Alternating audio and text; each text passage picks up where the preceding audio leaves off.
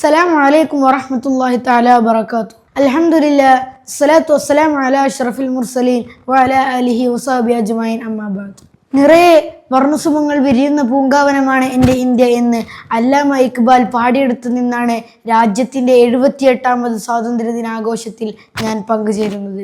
ആദ്യമായി ഏവർക്കും ഹൃദയം നിറഞ്ഞ സ്വാതന്ത്ര്യ ദിനാശംസകൾ നേരുന്നു.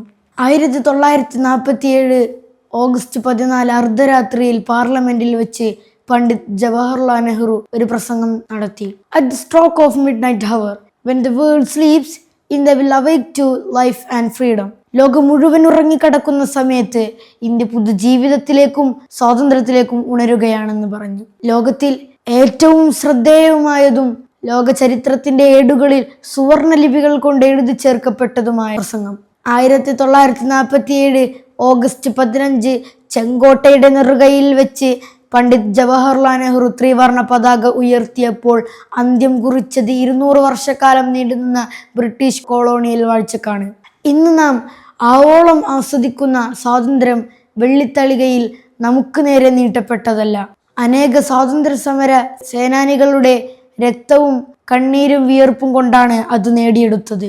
അവരുടെ അചഞ്ചലമായ മനോഭാവവും ദൃഢനിശ്ചയവും രാജ്യത്തോടുള്ള ആഴമായ സ്നേഹവുമാണ് അടിച്ചമർത്തലിനെതിരെ ദശലക്ഷങ്ങളെ പ്രേരിപ്പിച്ചത്.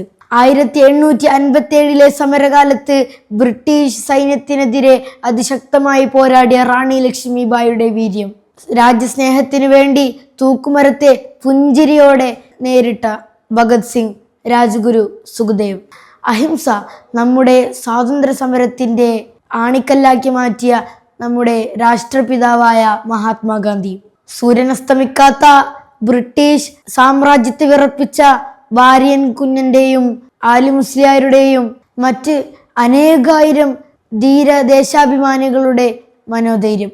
വാഖിറു ദഅവാന അൽഹംദുലില്ലാഹി റബ്ബിൽ ആലമീൻ.